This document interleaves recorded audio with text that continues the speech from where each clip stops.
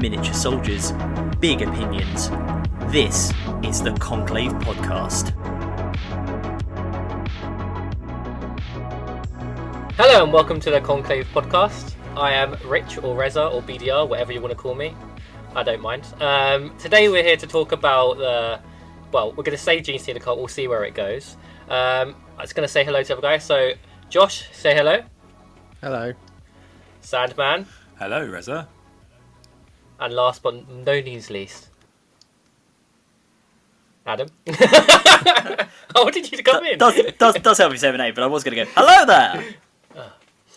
Yeah, thank you for that. Was really smooth. So yeah, as I said today, we're going to talk about smooth as your shaved head, Rich. Yes. Today we're going to talk about some Genestealer cults. So, well, not some Genestealer cults, just Genestealer cults, a faction. So, I was going to throw the question out there I'll go with Adam. Who are the Genestealer cults? Who are the Genestealer cults? Would you like to know more? So yes, the Genestealer cults are a very cool faction, and I've used that word a lot in relation to them in the last episode. I don't collect them.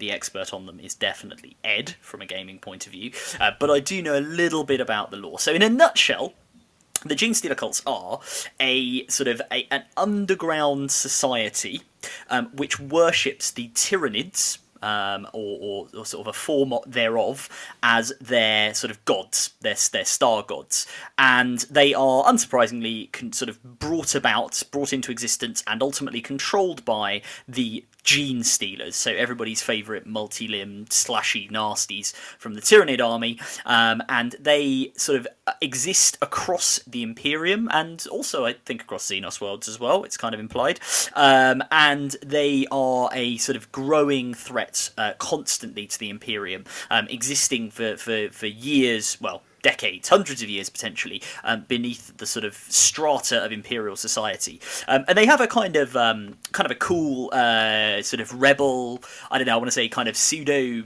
rise up for the workers communist type feel to them as well. I think like Star Wars. Yeah, but with more kind of, horrible Gribblies in charge.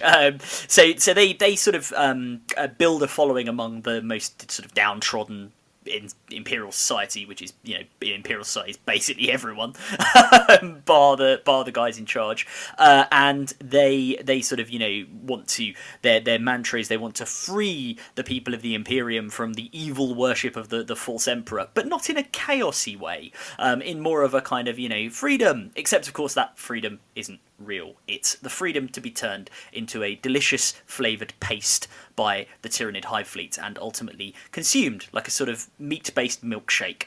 But they don't know that, or they don't believe it, or they refuse to believe it if they do know it and do believe it. They build themselves up over years and years and decades, gathering weapons and equipment and all sorts of things from their imperial overlords.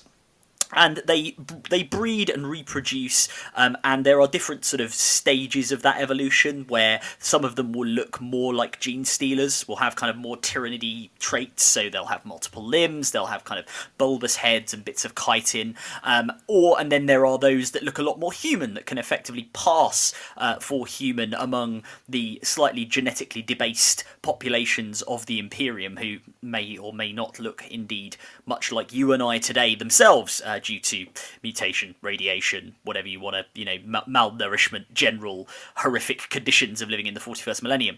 And as they're able to pass among them, they're able to infiltrate the Astra Militarum, the Imperial Guard, the command structures of the Imperium, and use those in order to make their uprising and their day of ascension even more secure.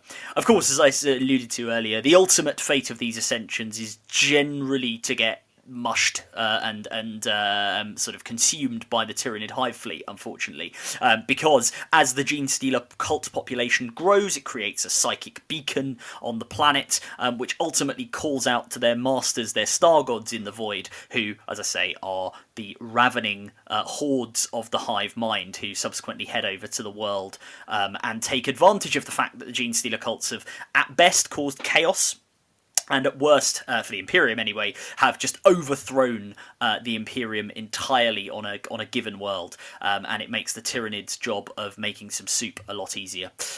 So yeah, that's a broad summary of who they are. I mean, there are a lot more kind of layers to it. Like I'm doing this kind of Shrek thing here. It's like Genestealer cults are like onions; they've got layers. But there are a lot more. There are a lot more sort of levels to it than that. There are lots of specialized characters. Some of them, as I say, much more Tyranidy.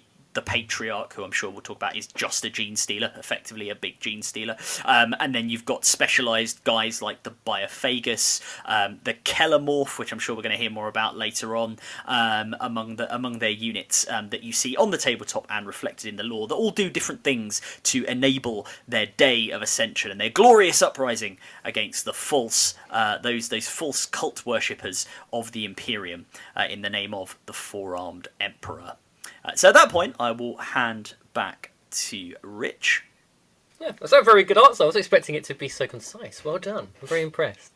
Now, Josh, something you alluded to before we clicked the record button is that you have a theory to do with the GSEs. Would you like to expand on that for me, please? What was my theory? You said you had an idea of what the Genestealer cults were. So I was wondering if you had any kind of crazy theory or something funny to add. It's not so much that they're. I thought I'd said something insightful.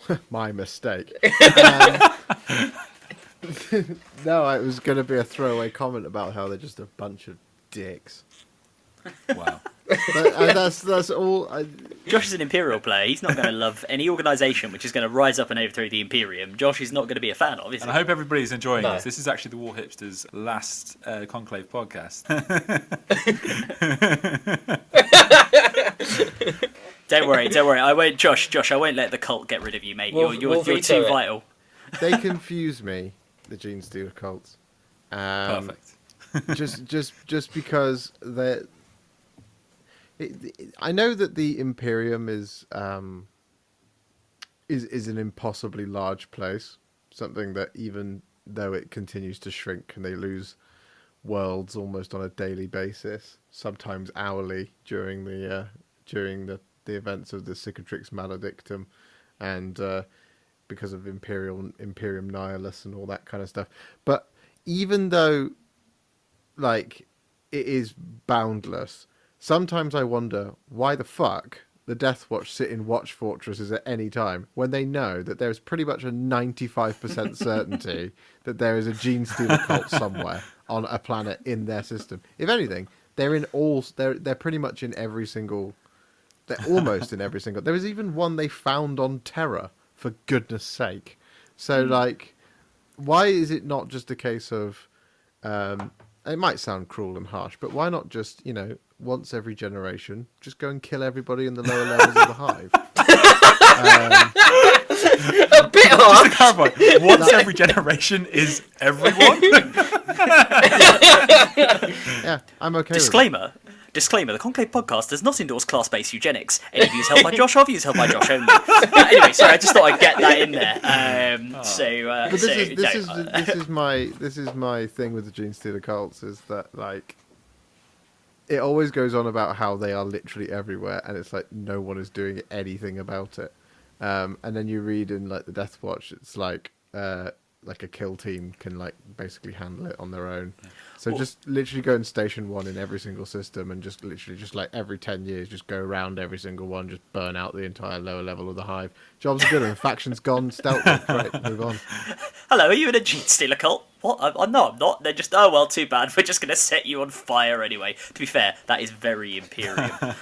So, yeah. It is very Imperium. What I think they're great, obviously, and I like that it's a like they often talk about Xenos cults. For a long time, it was that there would be, one of the biggest problems is the threat from within, and it's the Xenos and chaotic cults, and that realistically it's that just basically means it's the Genestealer cults, because I can't think of any others that kind of deserve cult worship. We really like the Eldar. Okay, exactly. That's not even like an Eldari style, is it? Because it would be like to have one operative who basically just kind of tells them they're doing some serious anti-Eldar shit here.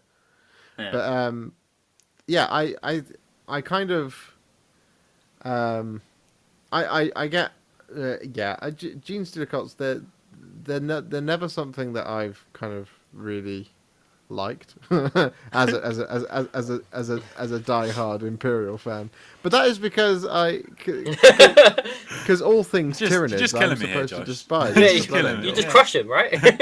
We have a chainsword for a reason. It's designed to chop up Tyranids. It's good to have a bit of skepticism, and you haven't done what I like, Josh, is you've given a reasoned answer there. What you haven't done, and we need to get a bit of abuse of him in, because he's not here with us today. Very sadly, he's being driven to work, even though it's a weekend day as we're recording. But yeah, you've not done what Quipster does, which is he just goes. His answer to that would be something along the lines of this. He would go, well, there's this book where my faction, in square brackets, is fighting the Genestealer cults, and the Genestealer cults just win, and it's bullshit. It's so badly written. It's so badly written. I actually suspect his answer would be, I actually quite like loyalist Genestealers because their story is so tragic, and therefore I sympathise with them and their cause. Do you know what I will say? And just to carry on and sort of round out my section on who are the Genestealer cults, a bit of fact about who they are in the game, in the history of 40k, rather than in the lore itself. Well, I guess still partly in the lore. On your point about loyalist Genestealers, very interestingly, in Rogue Trader, so in the first edition that there was of Warhammer 40k, the Genestealer itself, obviously at this point the Tyranids didn't really exist, so the Genestealer was just this alien which popped up coming from the moon of Ymgal. If any Tyranid players know, there's a warlord trait called the Ymgal factor. That's kind of callback to that. And basically they were pretty dangerous in close quarters. They had all the choppy limbs and everything like that. But if they lived a life a lot like Alien, the Xenomorph from Alien, which is, you can clearly see where they got the inspiration, right, for the Genestealer and for the Tyranids from the guys at 40, the guys who made Warhammer. And those that had human ancestry that sort of, I guess, burst out of the chest of a human were described as being like intelligent and could actually be friendly. So you could have a loyalist Genestealer in Rogue Trader potentially. That'll be the reason why Quipster sympathises with the faction, but will never ever paint them. Yeah, and then they're sort of, I mean, to go their evolution after that. Basically, they as the game progressed, and you ended up with Space Hulk, the board game, which people may have seen, obviously featuring like Deathwing Terminators knocking around and taking on Genestealers. There was a video game, or there is a video game of it, which is quite popular. They were made much more kind of unlike what we have now. This kind of virulent threat that was part of the overall Tyranid menace that was sort of starting to affect the galaxy, and they had the hive mind came into it, or a hive mind that allowed them to communicate, and they could use stealth to go after the Imperial player. So they used the little blips on the board, which again is something that we still have today in 8th and 9th edition now. So that's kind of where they begin to evolve, and then it's only in the later editions that they become part of the Tyranid hive fleet, and that's where you then get the cults. The idea of the cults emerges in the lore, or as you say, they had Xenos cults before, but it becomes much more defined because in, I think it was like, I guess 3rd or 4th edition this would have been, that's where you end up with the idea of the Genestealer's kiss. So they sort of basically inject a little bit of genetic material into you, take that how you will, ladies and gentlemen, using a sort of ovipositor, and that then sort of makes you into, makes you pliant and effectively turns you into a hybrid with the Genestealer, and that's where the cults emerge. I think the thing that I find so abhorrent about them is that it is such an insidious thing. Like of the hive mind for a long time, the Imperium has been under the impression that it is simply just an ever starving beast without the kind of, it doesn't have any malice. It's just it's an animal. That's what they thought for a long time. And you see in Devastation of Baal, for example, that simply is not true. That there is a malign intelligence behind it. It is insidious, and I think that the Genestealer cults, as a faction, are fucking terrifying. Oh yeah. That it's not just subterfuge, it's not sabotage, it's conversion and genetic manipulation. It's like it'd be like if the strategy for the Iraq War was to drop some rednecks into Iraq and turn everybody in Iraq into rednecks before attacking. That is the kind of thing that it's kind of like. I thought I was going to cover the fluff behind my army. I didn't think. But you see what I mean? It's like it's kind of like when you have like a heist movie and they plant somebody in the bank to learn about the bank. No. Yeah.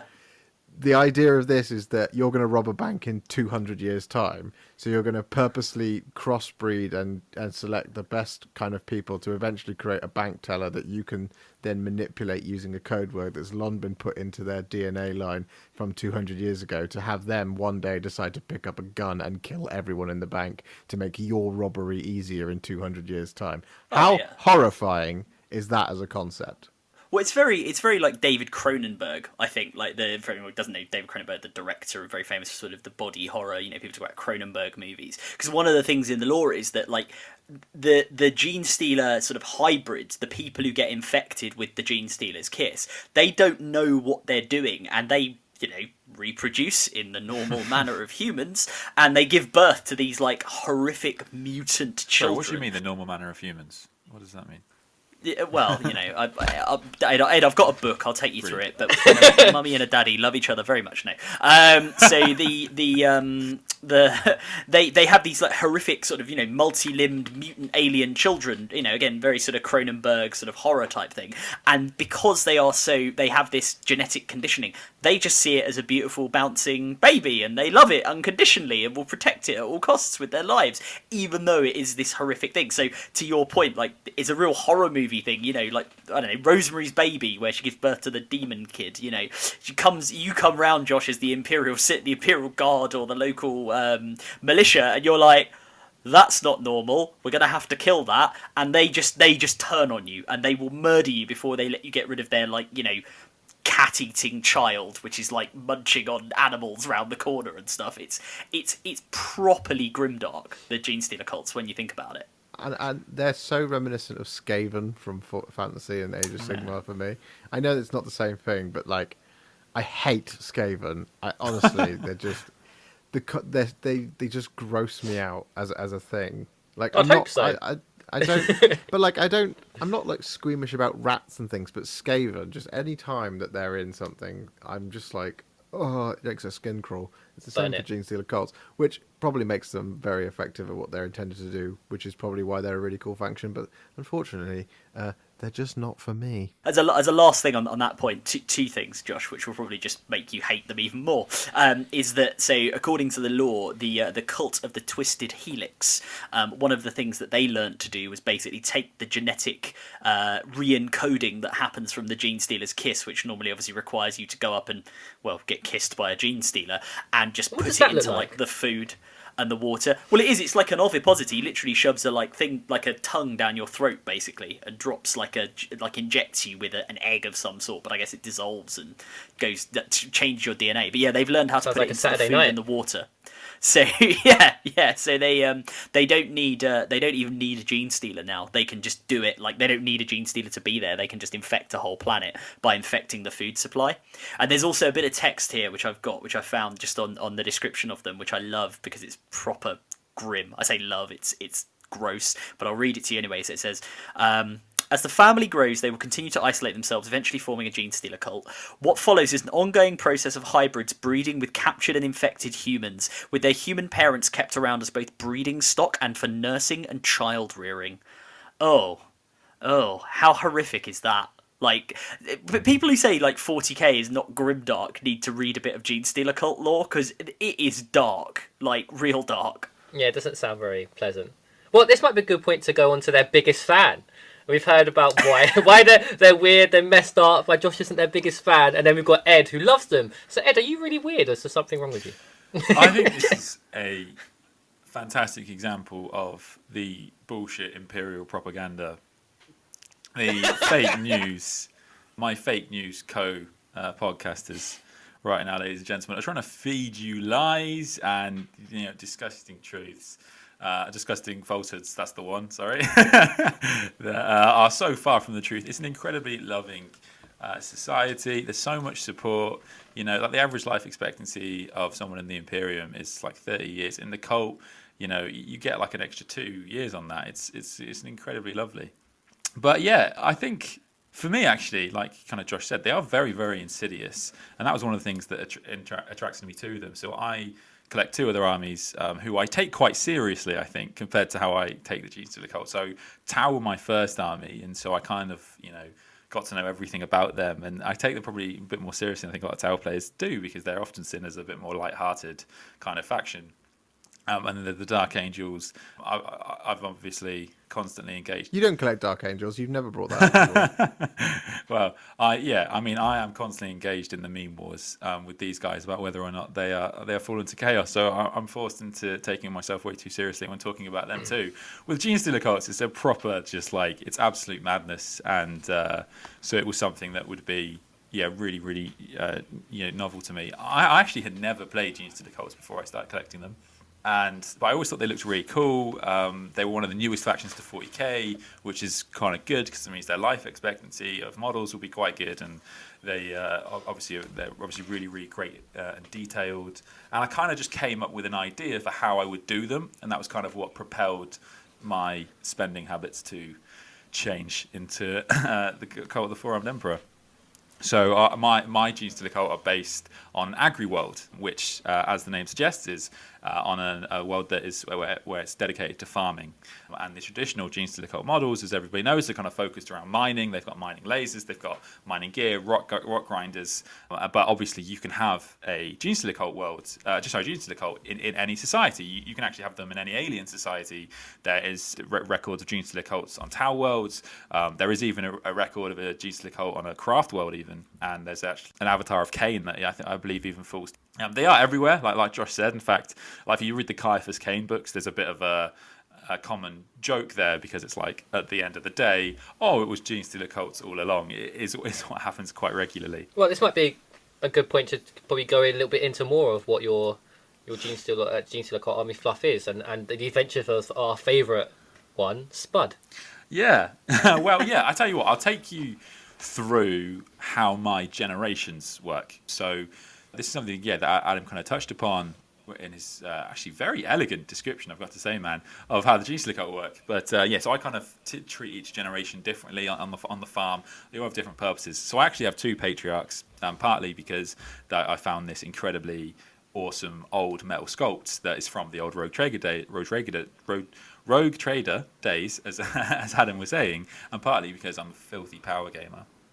And so I have one called Lord Avery, who was kind of my original patriarch, and then I actually found this older one he's absolutely hideous, so I've called him Spud. And the fluff being that Spud was actually the original Genestealer that landed on this ADRWorld and started the cult. However, he didn't really develop the cult very far. He wasn't very successful. It was very, very minimal following. And then Lord Avery landed, and there should only be one patriarch. That's why in the Genestealer cult book, you're actually only allowed to take one patriarch per detachment. Like, we're actually seeing those kind of rules rolled out across lots of armies at the moment. But they shouldn't evolve, because if there's already a patriarch, it shouldn't be necessary. But my idea is that Spud just did such a poor job that Lord Avery has had to step up, and he's had to swell in size himself and start developing his own followers. And the first generation of Genestealer cults are what we call the Acolyte hybrids. They, as Adam says, are very reminiscent of Genestealers. They've, generally speaking, got 3 arms. Some of them have 4. They look like an absolute crossover of Genestealer and a human. There's nothing, even your dumbest commissar wouldn't miss that there's something amiss when looking at these guys. And they are kind of the backbone of a lot of Genestealer cult lists at the moment. And to me, they are kind of the main farmhands.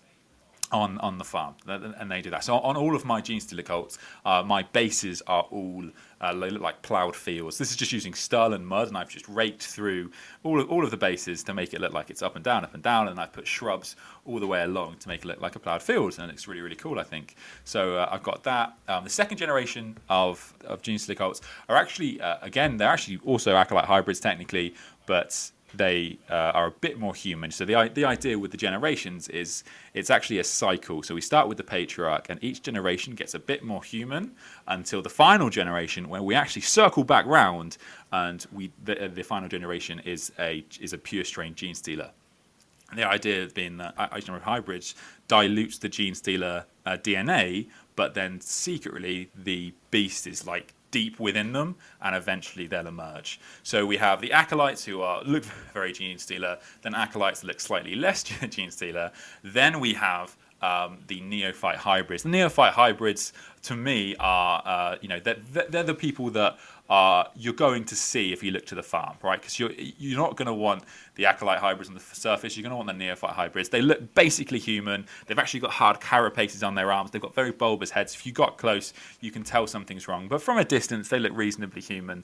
And then the fourth generation is actually just a little bit more human, even further. And then you can start this generation looks pretty much human. They're brood brothers at this point. They can fit into society. They can start infiltrating the Astra Militarum as they do. They can pass, and this is what they've been doing for decades now.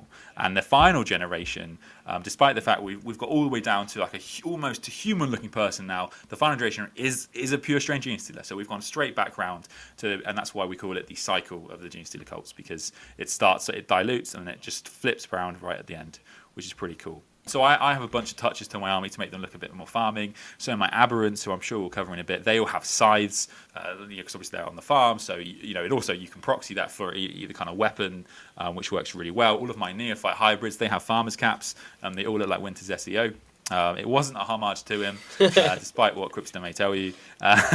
And yeah, I have a lot of hay bales in my army. So Spud this is the problem you get if you ever people that have old models. If they are perfectly legal. But one of the problems you technically get is if they're a bit smaller than a lot of the newer models, and a lot of old models are smaller, then you have to kind of raise the height. So I've done that. I've got a Spud standing on a big pile of hay bales. All my Achilles Ridge Runners, which are kind of like your dirt cars that drive around, they're all marked with hay bales. It's a good way to tell the squads apart.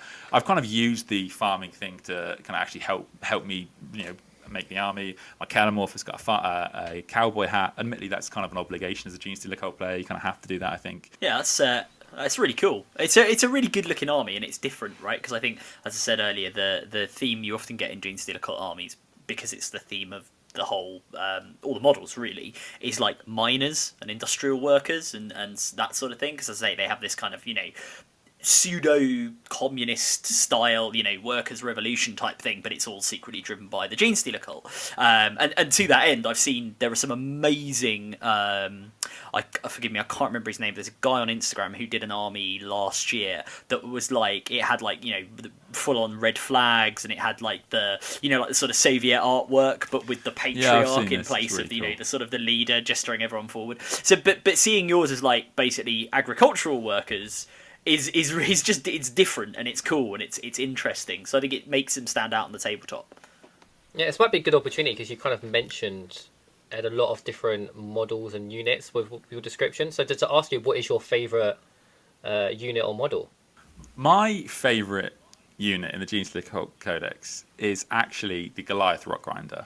I adore the Goliath Rock Grinder to such a high degree, and just to clarify what the Goliath Rock Grinder is, it is, as the name suggests, a vehicle that is grinding rocks. And as soon as the Custodes or the Space Marines or this ancient Necron dynasty rocks up on their planet, some crazy dude gets in it and goes, well, fuck these guys, and drives towards it, just hoping to chew them up. On the way in, it's got a mining laser attached, and it just fires off mining lasers at them to try and take them out. There is a crazy guy in the back of the Goliath Rock Grinder who, if it gets close enough, will lob a bag of dynamite at a Custode and just hope for the best and see how that goes. They will obviously then hit the Custodes, okay, try and crunch them up, okay, and then quite promptly have the absolute crap being out of them. At which point,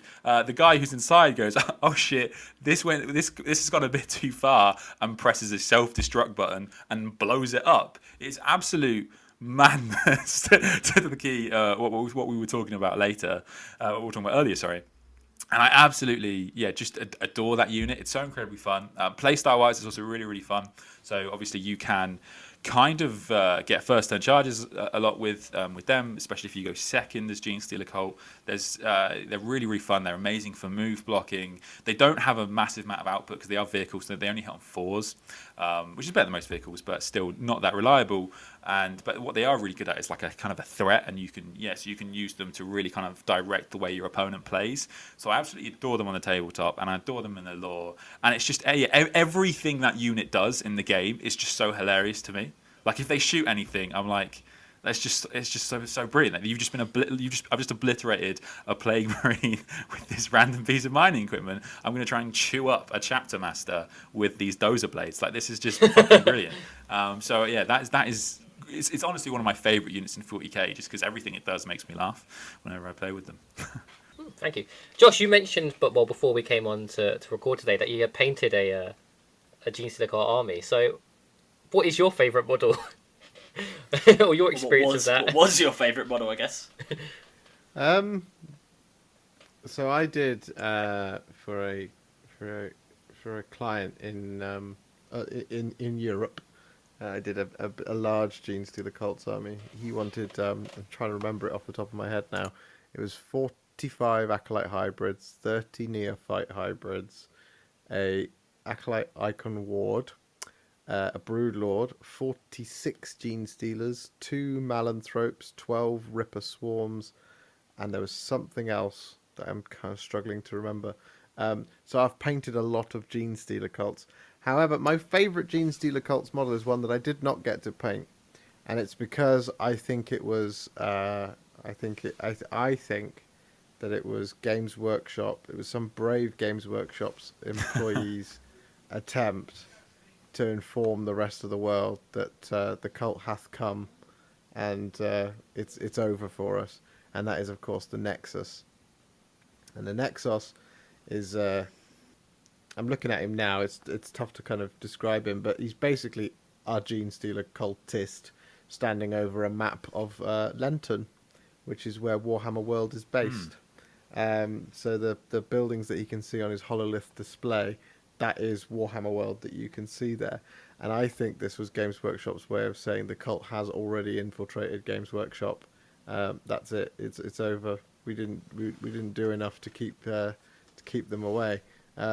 Meaning that unfortunately the Emperor will never rise in power, and we are as a galaxy are already doomed.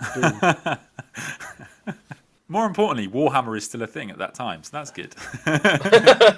Yeah, I mean, my favourite unit. I'm torn on this because, like, obviously, again, I don't collect Genestealer Cults, but looking at one of the few I don't seem to collect. But looking at the sculpts, there are like quite a few. The Nexus is a really good one. He's a good example of just a cool model doing something interesting.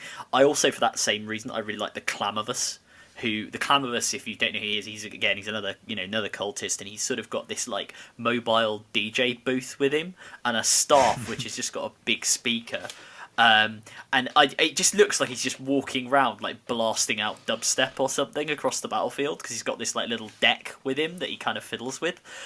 He's also weirdly, you know how they sculpt characters standing on things, so most of the time Space Marines are standing on a rock or a skull or like a corpse of a Chaos Space Marine, or vice versa if it's like a Baden, standing on the corpse of a Primaris Lieutenant. This guy's just stood on a book.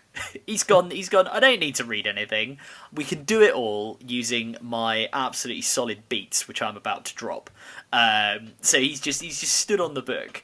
The other ones I really like, which are a bit more diffuse, but I just think they're funny, are all the familiars.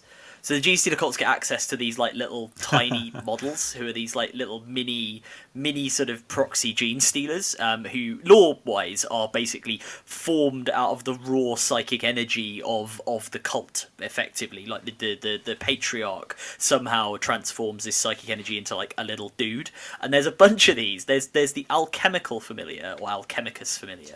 He follows around the Biophagus. He's this like little dude with some goggles on, which I love. They made tiny goggles for him, and they've given him like the model has like a little beaker that he's carrying around, like a little sort of scientific beaker with all the Biophagus's sort of brews in. And there's a couple of others. There's the Mindworm and the Soul Sight. But yeah, I just like this idea of these little sort of mini Genestealer. Like, it's like a mini me, right? It's like it's probably because I grew up, watching Austin Powers, and it's Doctor Evil and mini me, and I just have this image of, because it says they attack if they're sort of whoever they're linked to is threatened, they attack them, and I just have this image of a Space Marine coming around the corner to go after like the Biophagus, and then just hearing. Ooh, and then there's this like little familiar thing just jumping on his face. My cat literally just ran out the room. Apologies to your audio there if you had to do that. Well, I think I'll come on to Mike because you mentioned this model earlier. It's the Kellamorph, the Genestealer cult cowboy. 3 arms, 3 pistols. I don't really know a lot about his rules. I know he can target characters, so I'm gonna come to the Sandman to explain. But he is so cool. Yeah, he's definitely up there with one of.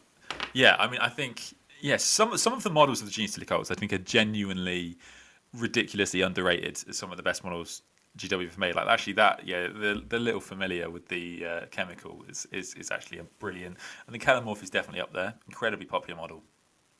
He is a legend in the Genestealer cult society. He is this, because the Genestealer cults obviously see themselves as the good guys, and he to them is like this outlaw who is like he's their Robin Hood. He's constantly working, but he's this mysterious figure who's constantly working to further the aims of the cult. He's really, really cool. On the tabletop, he has 3 guns, as Rich says. They each have 2 shots. They're only pistols, only like 12-inch range. But he actually has a really powerful rule, which is for every hit he gets to take another shot, which is super cool. And so he can actually get 12 hits. He can target characters. -1 damage 2. You can replace one of the guns with a relic, which is just slightly better. If he kills anything, he gives reroll 1s. He's a really cool little unit. For 80 points. He's really nifty, and I think you see him in most pure Genestealer cult lists because he's really nice, and he can with Genestealer cults you have a couple of strats that are really kind of key for him at times. So Genestealer cults have a strat to drop 3 inches away. And not only is that really, really good because you can get close to objectives, but for him it means if your opponent thinks they've screened and they've got their character just outside of the 12 inches, 12 inches away from whatever would be 9 inches away, you can actually go closer, and try and pop some shots, and then you can even shoot twice with them for another 3 CP. So he can pump out a lot of damage if you put the work into him. Who would win in a fight between a Kellamorph and Cypher? And the hex mark. No, I keep the hex mark out because the hex mark would just obliterate both of them, I suspect. Is that the Necron one? Yeah. The Hexmark, I think, would lose to Cypher. The Hexmark would obliterate the Kellamorph because his guns are all like perfect. They're all a perfect profile. I have to choose between my favourite children now, Josh. This is quite difficult. I think I'll have to give it to Cypher. He's the original gunslinging badass. The problem with Cypher is obviously he doesn't have like a proper faction at the moment. So it's like the Kellamorph definitely sees more play. I'm just picturing in my head. Have you guys seen Equilibrium?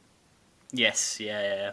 I'm picturing in my head the final fight, but instead of it being between Christian Bale and someone, I can't remember who his adversary is, but I'm picturing in my head that it's Cypher and the Kellamorph doing gun through at each other. Yeah. And what is it? Awesome. What's the ridiculous name they give it? Like Gun Carter or something that something they give like to that? Yeah. Yeah. I always think I love multi-pistol models. I think they're so cool, and that there is not enough of them. Like the Seraphim, Seraphim are a great example of multi-pistol models. They're all excellent.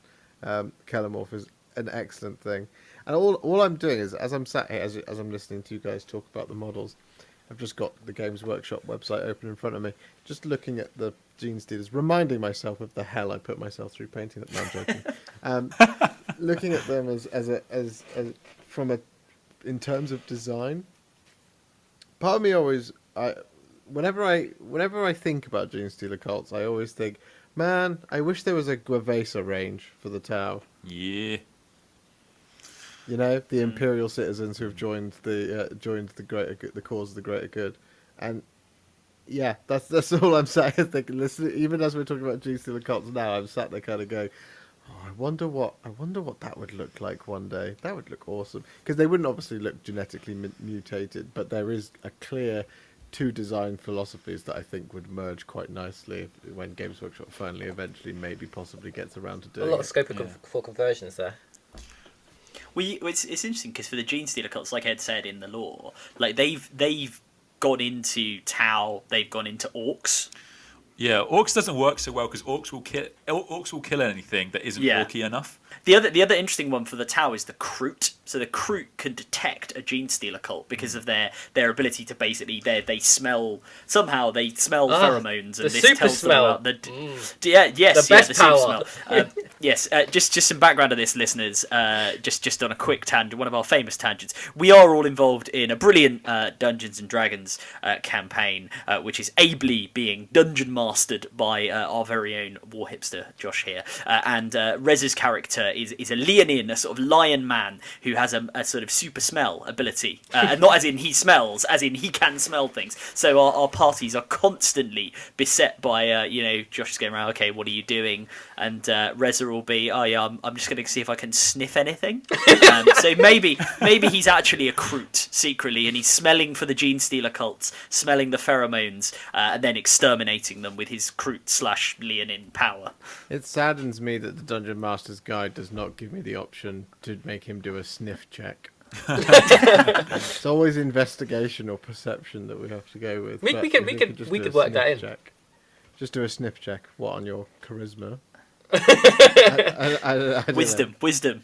Yeah, that's probably a better thing. There is a cool bit of lore, I think, on the Tau one. I think it's in the Codex, the Genestealer Cult Codex, where I think what happened was the Earthcast wanted to find out how the Genestealer cults worked, so they captured a Genestealer and put it in like a huge dome or something, and then they put some poor Tau citizens into the dome and watched the cult grow.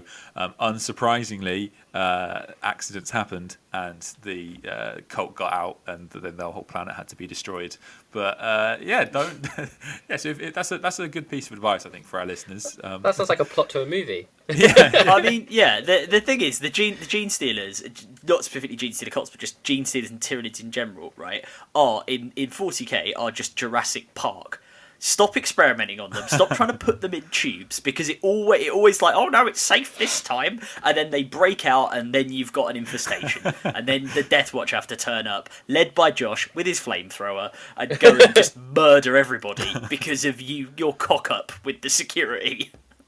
It's like the latest movies. They made the new Tyrannosaurus Rex, which is a raptor as well, and it was just stronger than everything, and it killed everyone. It was called not a the good idea. Indomitus Rex, wasn't it? Yeah, the Indomitus Rex. I think so. Yeah. It came with a shield with the skeleton of a smaller dinosaur on it. Horrifying. Ba-dum-dums. Primaris T-Rex. Top banter. Anyway, returning to the world of the Genestealer Yes, cults. I think the conversation we have might. That's almost like we planned it. We'll go into the next question I have, which is we planned it. building, Genestealer. yeah, building an army and they're kind of their Worthy playstyle. of Mordor. God, behave. 2 minutes. I've lost what I was saying and thinking about. That aid station looks good. Yeah, the aid station does look good. Everybody else is like, what? We've been playing a lot of Warzone. We've completely thrown him. This is really harsh, guys. This is Rich. This is your first time hosting, isn't it? You know what? Later, when you're all dead, no aid stations are going to get bought.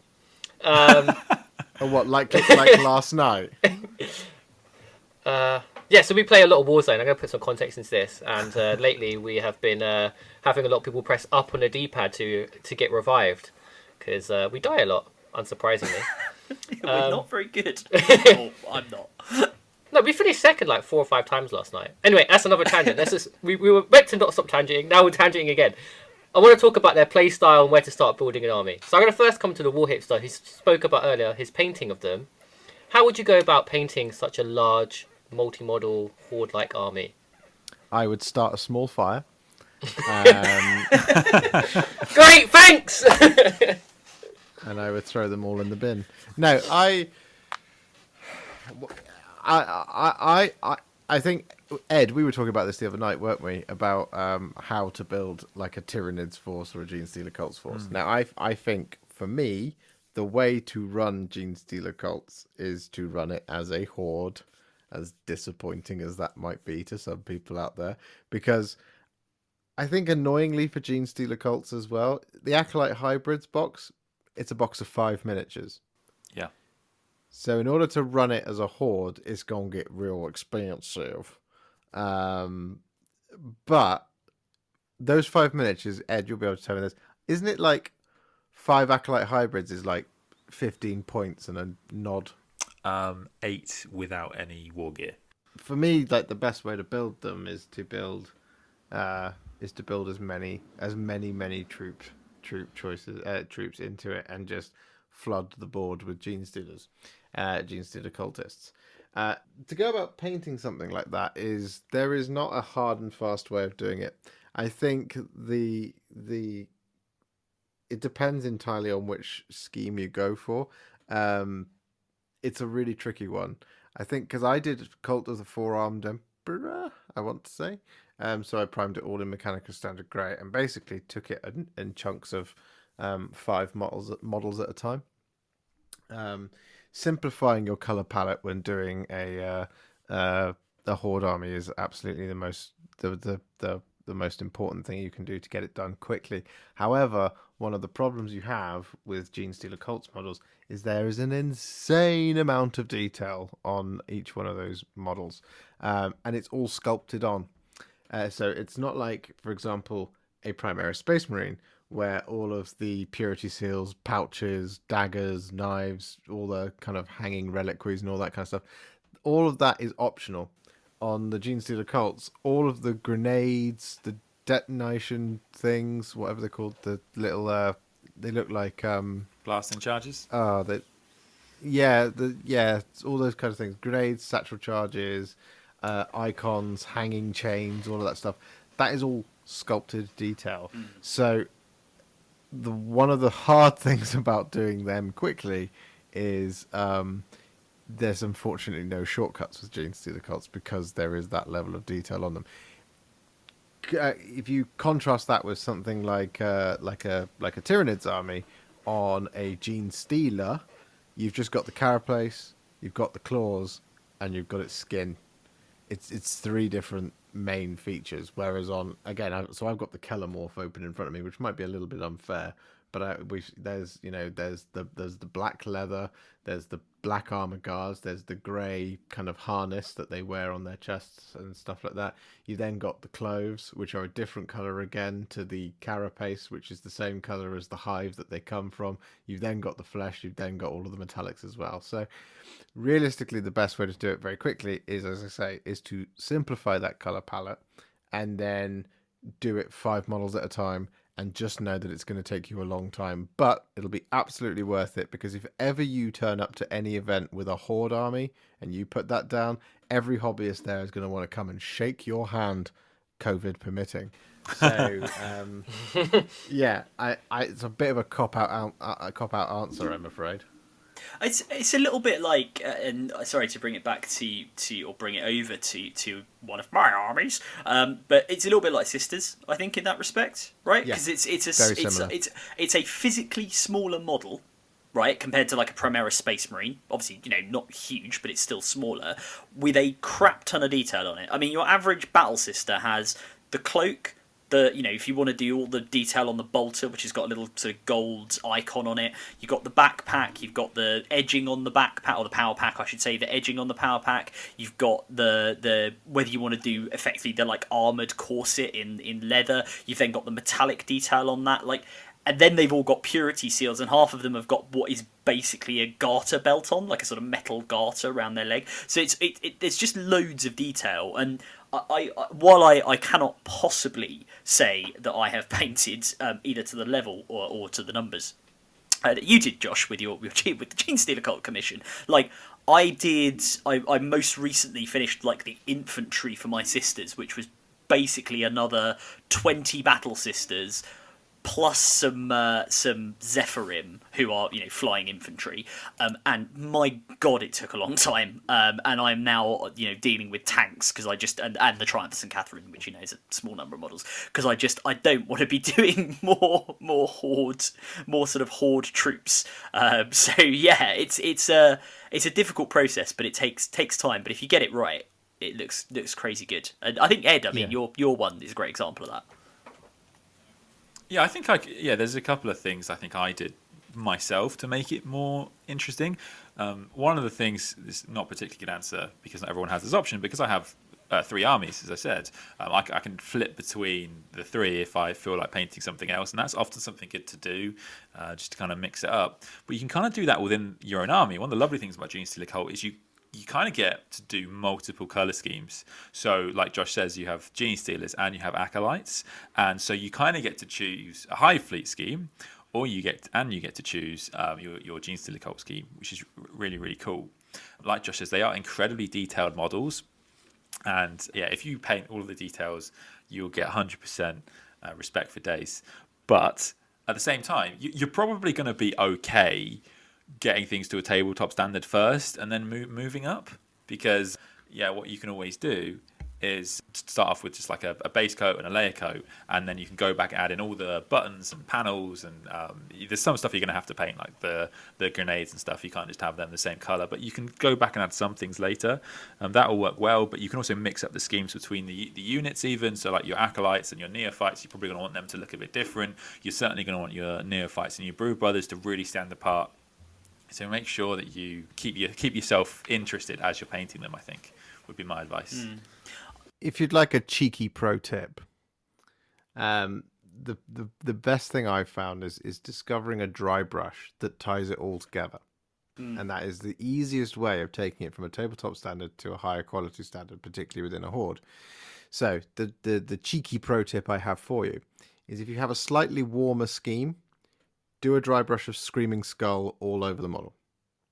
If you have a slightly colder scheme, do a dry brush of Administratum Grey all over the model, because it will act as a spot highlight on every single part of your colour scheme. So to go that even further, if you were to prime, say you're doing a set of Genestealer cultists and you prime them with Grey Seer, then Administratum Grey is a really good dry brush for every colour that you will put on there, because, as I say, it acts as a cold spot highlight for all of it. If you're doing a Wraithbone base, do a Screaming Skull dry brush over the top of it, because it is a warm point highlight to put on everything, and it just adds that little. And I'm not talking like a heavy dry brush, to give a really light dry brush over the top, just to hit all of those kind of top corners.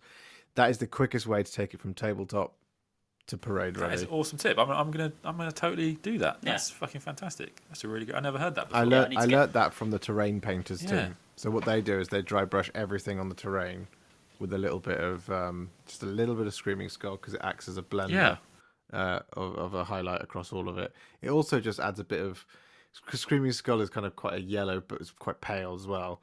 And the reason I say use Screaming Skull, not Wraithbone, is because Wraithbone is a little bit colder than Screaming Skull. Screaming Skull's got a teeny bit more warmth to it.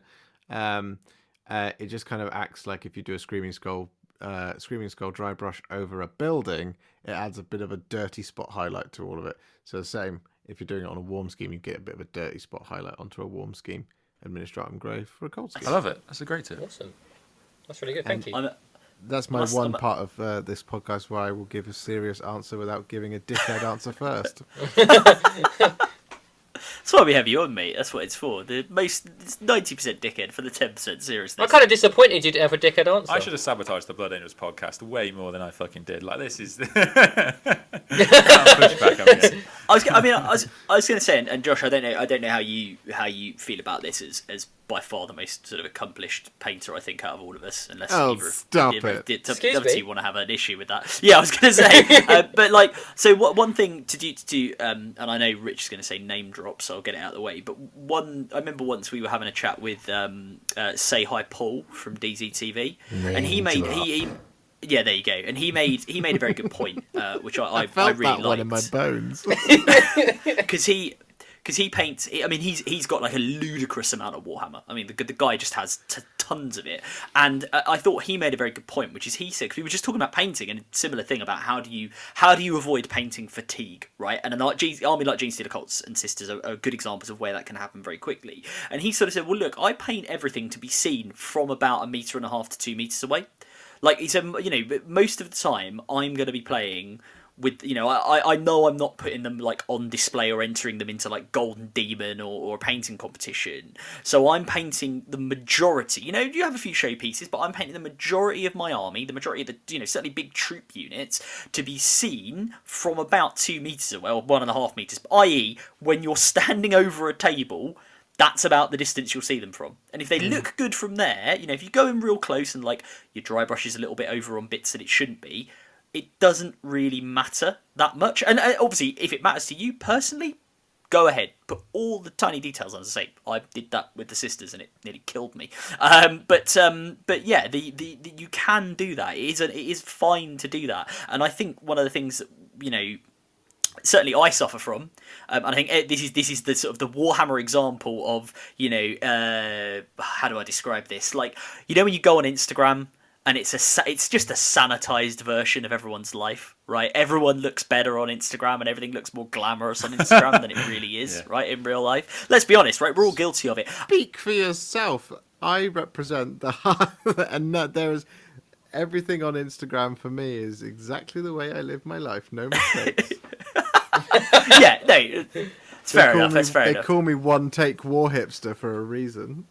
Yeah. If you look at Warhipster's personal account, it's actually just pictures of him wandering around doing a big shop at Asda. I nail it every single time. Exactly. Yeah. I didn't say you looked bad doing it. Let's be fair. But you know what I mean, right? It's there's always that thing about Instagram is not real life, right? And I think in the hobby there's a really good example of that where you go on Instagram and you're seeing like people's real best there. You're seeing a lot of people who are professional painters who do it like constantly and are top of their game. And it's to take nothing away from them, but it's like you shouldn't ever look at your own models and go, oh god, it's not as good as what Darren Latham's done, therefore it's crap. Yeah, thanks for saying that. Yeah, but yeah, do you know what I mean? I just think it's like, be realistic, and especially if you're painting an army that is a horde army, like to keep it Genestealer Cults, when you're painting an army like that, it's okay for it to not be like Golden Demon standard. It's fine. No one is going to have a go at you about that, and if they do, tell them where to go. Right, that's fine. I actually think that the thing about painting a horde army, the best thing you can do is be inconsistent, because there's no such thing other than perhaps the Imperial Guard, but there is no such thing as a well-dressed, clean, organised horde.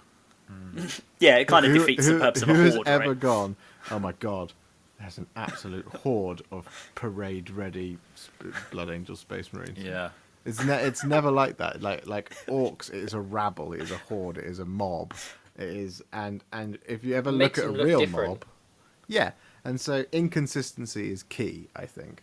Yeah. If all the orcs look the same, it'd be bad. Yeah, I have it all the time where, like I say, what you say, Adam, I paint my things and I think, God, that looks absolutely crap, because I am, let's be honest, the worst painter of this group.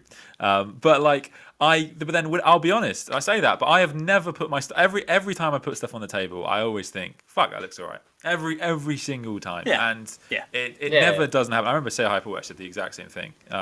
because like like Adam Name drop. like Adam says, you do constantly compare yourself to like the Instagram people, and I think you have to remember as well, everyone that is posting on Instagram or Reddit or whatever thinks, oh, my shit looks good. Like, so, all of us normal people, as I'm going to say, we don't post as much, which is probably why I have the least posts out of all of us, I reckon. I don't post it thinking it looks good. I post it no matter what anyway.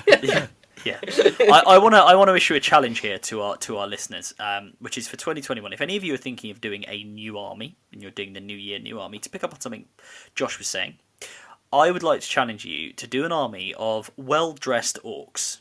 So what I want to see is, I want to see not just merely a horde that is, to Josh's point, all the same, because that's boring. What I want to see is beautiful. I want to see them converted. I want top hats. I want three-piece suits. I want to see bow ties. Well-dressed, very classy, a classy, well-dressed horde. That is parade ready. It doesn't have to be civilian clothes. It could be military uniforms. So that we can have something that answers Josh's question, which is, can you ever have a well dressed and parade ready horde? And I hope we can. And I really hope they're orcs, because I just think that'd look cool. You might even call it formal war. Top band. Do you get it? Because it's formal wear, and then it's war, which is what. It's so funny. I dropped my book. And then you combine the two to make what is called wordplay. Do you get it? I always find when you explain the joke, it's really nails it home. But so I guess. Do I need to explain it again? Because I don't think the laughter was raucous enough there. God, do it slower.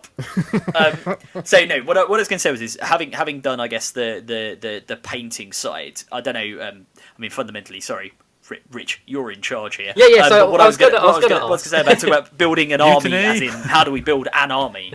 I wanted to know, so maybe a good point to start talking about what their playstyle was like, and then how you'd go about building a 2,000 point force to hurt your friends. This is why I'm here, and I'm going to slip in a few of my gripes. All right, thank you for that. Let's move on. I suspect what Ed wants to say here is that he would also start a fire, and then burn it all.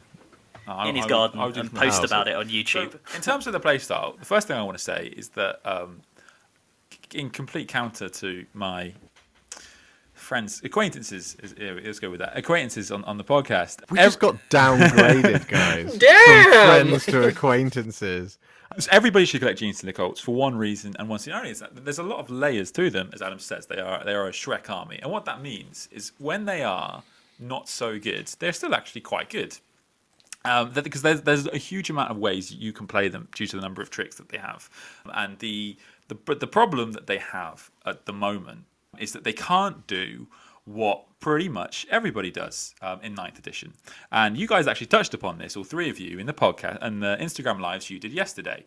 So what you guys did in Instagram lives, and I remember Josh asked you, what would you build or put into a competitive list? And a lot of you mentioned the same thing, which was, I would put in a unit that can hold the mid-board. And this is something that's incredibly important for 9th edition. And that's undeniably true. It's certainly the crutch of 9th edition, is to put in a couple of units, ideally with OBSEC, that are going to be incredibly tough to kill, and they're going to hold the mid-board. The problem is, Genestealer cults have no units to do that with. They have absolutely zero. They are a horde army, but horde is not as good in a lot of ways as it was before, and the main way being that because a lot of the meta is things like Marines and Sisters, these armies have the firepower to wipe your 50 Acolyte hybrids. They won't bat an eyelid. So they have no unit that's really tough to kill and bring down.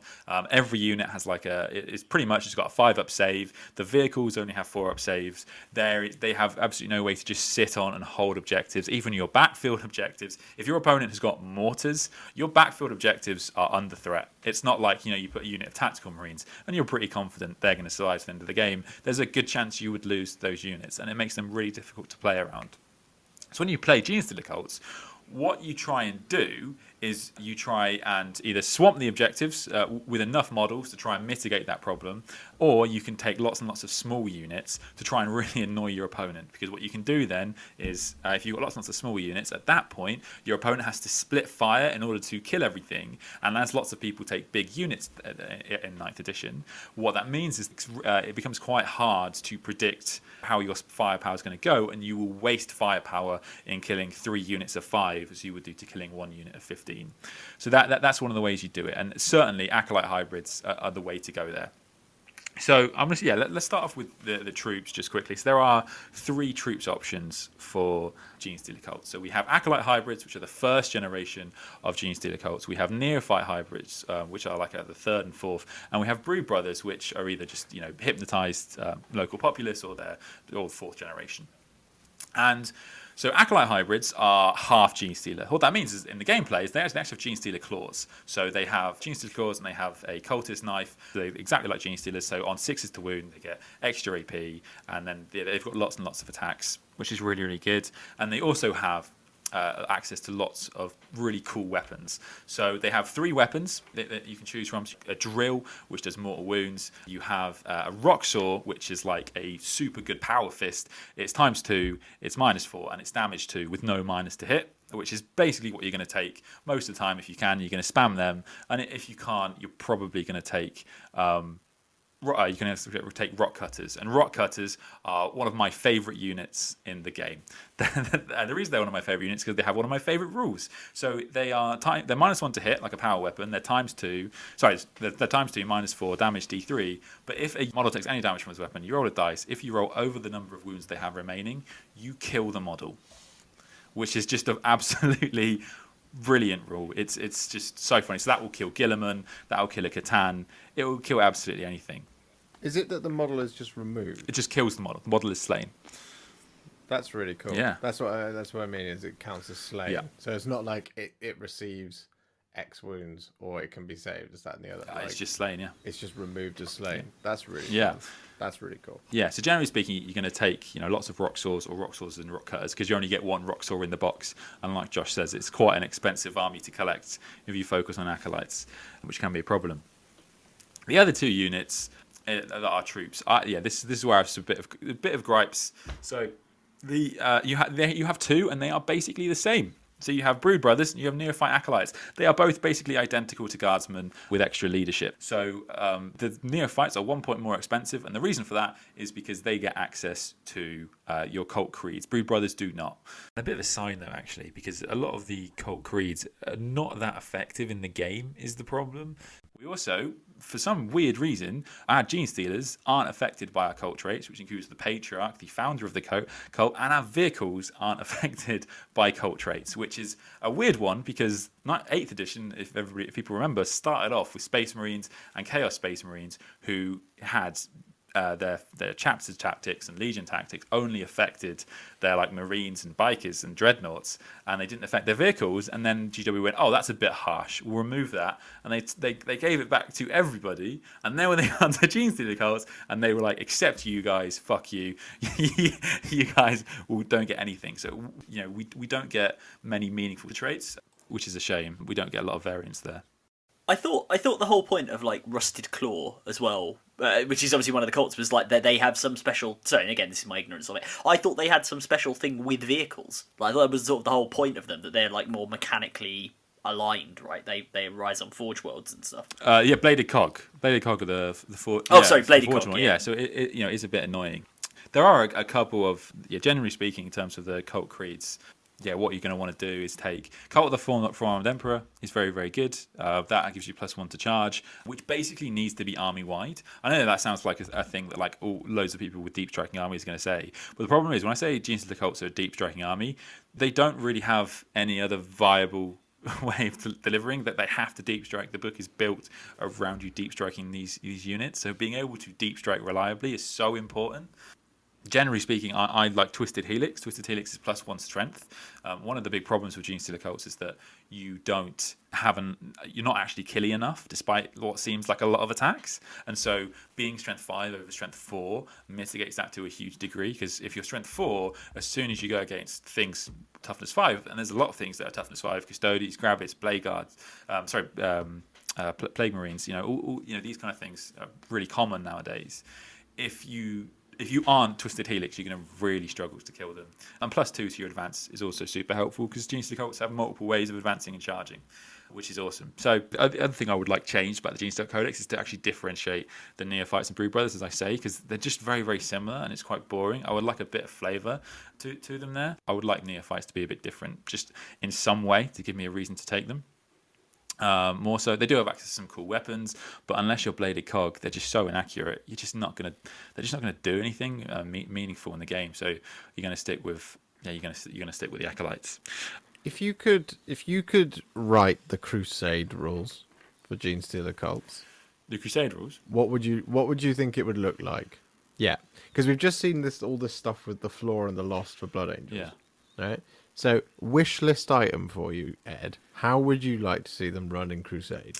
Yeah, okay, so there's definitely a bunch of stuff you could do. So one unit that you don't see very much is the hybrid metamorphs. And the hybrid metamorphs are acolyte hybrids that turn into hybrid metamorphs as the hive mind approaches, and they start to mutate. And that is definitely something that could happen. So just like you get people fall into the Black Rage, you could have acolyte hybrids turn into neophyte hybrids. I don't know exactly how that would work in Crusade, because as I say, that would be indicative of the Hive Fleet approaching the planet.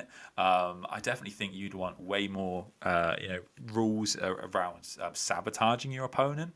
I think that's something that you're really going to want to do. So if you've played, like, something that could be really cool is if you've played against an opponent before, the second time you play them, you could have some sort of bonus against them, because the first time you played against them, you actually managed to sabotage their ammo supply or sabotage the actual people behind the army, whatever it's going to be.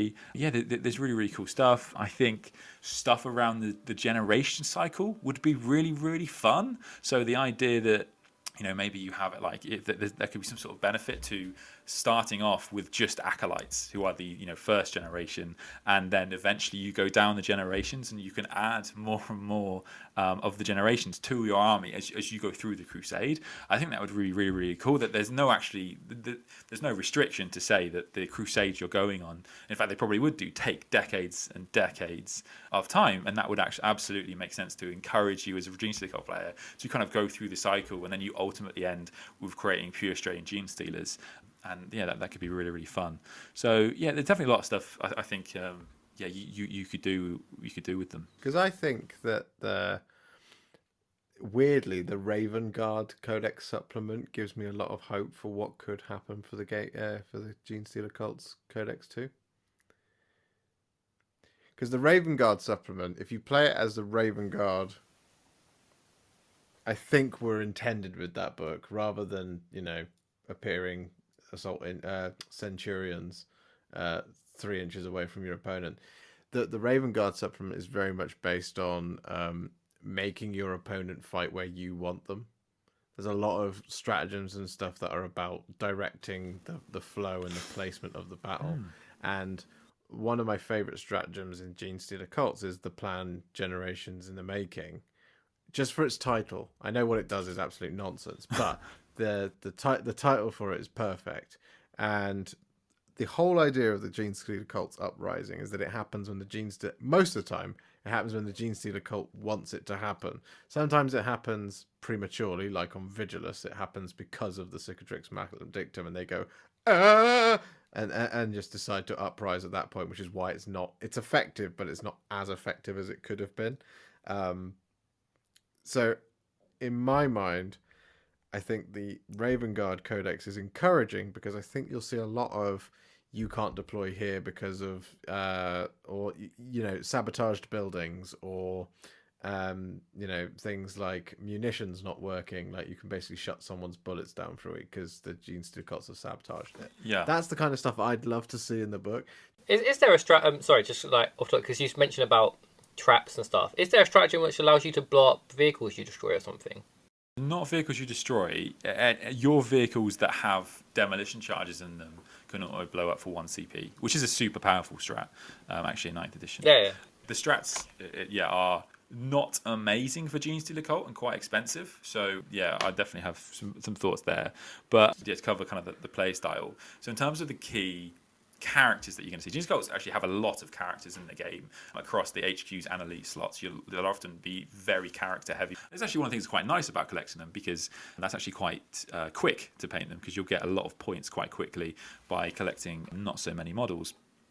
But the first and most important one is obviously the Patriarch. There are actually 2 units in the Cult Codex that are really, really good. That's the Patriarch and the Achilles Ridge Runner, who we'll talk about later. The Patriarch is pretty cheap, as Broodlords are actually, just quite generally. The Patriarch is very, very similar to a Broodlord. If you're familiar with that unit, I think he's got an extra strength, something like that, and that's about it. He also adds +1 to hit rolls for Genestealers. He also kind of has a synapse. Units around him are immune to morale. He can take familiars, as Adam says.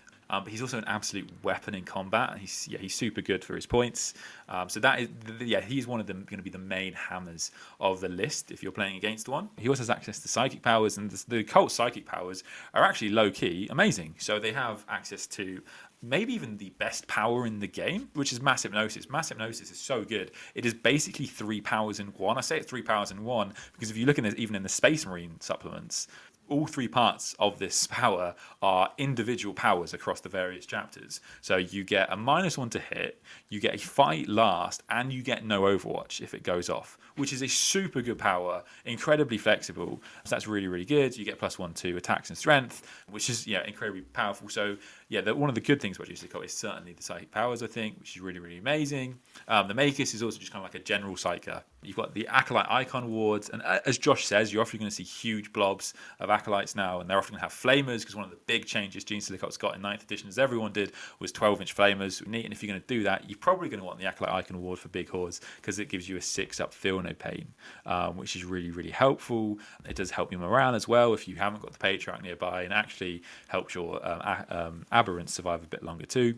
The Abominant is absolute crap. I don't know what GW were thinking when they made the Abominant rules. It's awful. It has 3 attacks. It's this big halting beast. It's D6 damage, but it will do nothing all game and then die. It's a terrible unit, and it needs to completely change. The Jackal-Alphas. Jackal-Alpha is something you need to be well familiar with if you're playing Genestealer Cult, because she's basically an auto-take. The main thing she does is she picks a unit, and everything within 6 inches of her that shoots that unit gets +1 to hit. And this is going to stack really well with the Achilles Ridge Runners, which, as I said, are one of the best units in the Codex. She's also a sniper. And again, something to be familiar with, Genestealer Cults have 3 units in the game, 3 units in their Codex that can snipe characters. So we covered the Kellamorph earlier.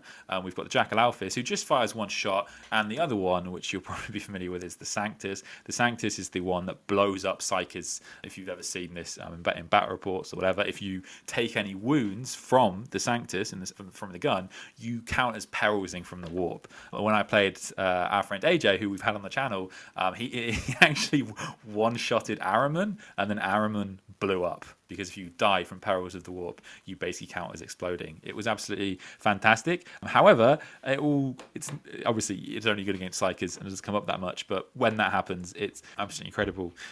Other characters that we have are really, really powerful. We've got the Clamavus that Adam covered earlier. He adds 1 to your charge, which is super, super good. He also helps your leadership, and you can do like a mortal wound to units nearby, which is helpful. The Locust, he's like a bodyguard guy. He doesn't really help too much. He's not so amazing. And the Nexus, who Josh covered. And what the Nexus does, which leads me on to the other thing you need to be really, really familiar with Genestealer Cults, is Genestealer Cults own the deployment phase.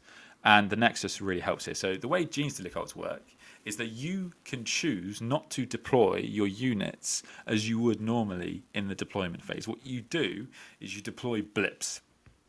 And then, as you would deploy, instead of deploying a unit, you deploy a blip.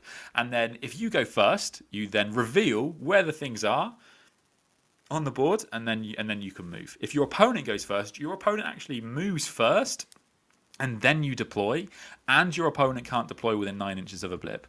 What this means is that your opponent is not going to get any first turn charges, awesome. That's a huge ability, and it means that you're probably going to be able to stop deep striking. I'm sorry, stop deep striking, stop getting alpha struck, which is amazingly powerful. We know, like, competitively, a lot of tournaments don't have as much terrain as you might want, and so being able to shift your entire army behind terrain, which you can also use because you can choose which side of the blip you can be on.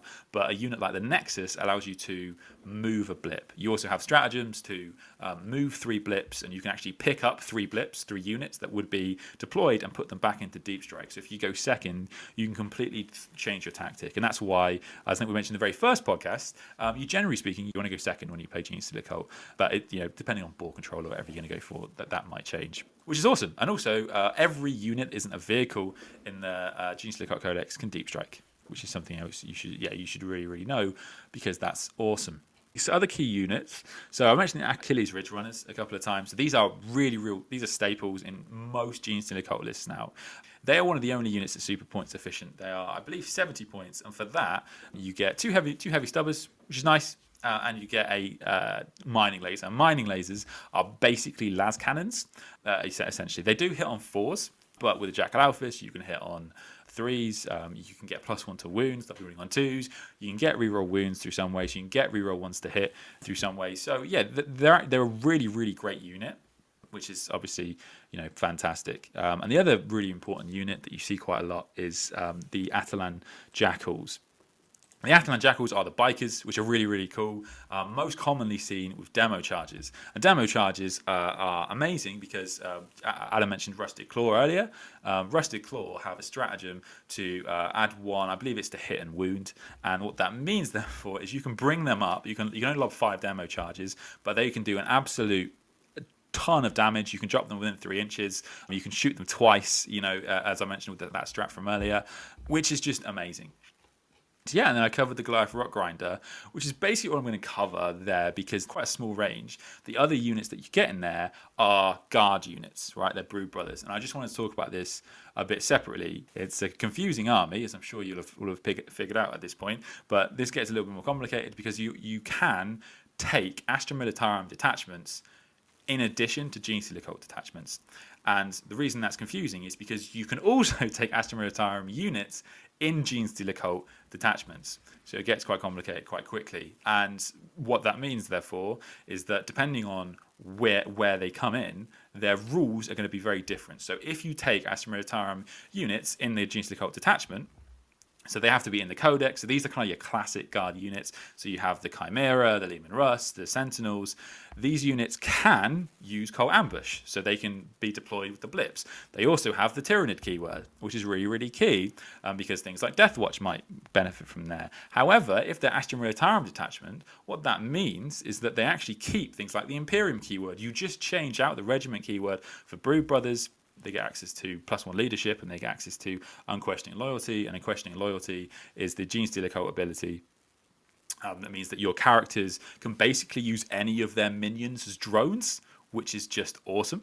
And so yeah, it gets quite complicated quite quickly. So I think I kind of covered most of the main units there. I think in terms of stratagems, going on to what Josh said, the first thing to point out, I think, is that Genestealer Cults got kind of a bad showing in Psychic Awakening. They didn't really get anything that meaningful. So I mentioned the cult creeds. We did get create your own cults, but none of them were very amazing. You're probably not going to take them over any of the ones in the Codex. And the stratagems were kind of lacking. So there is +1 to wounds from the Achilles Ridge Runners. There's a couple of nice ones that might come up situationally. But yeah, generally speaking, you didn't get the impact. We've spoken about a bunch of factions that have done, so Custodes, Death Guard. These factions got amazing stratagems in Psychic Awakening. Genestealer Cults just didn't. And in terms of their stratagems in the Codex, a lot of them are either just very expensive or just not very helpful at all. So to put it in perspective, we have a stratagem that is 3 CP. It either allows you to move an extra D6 inches, or it allows you to shoot twice.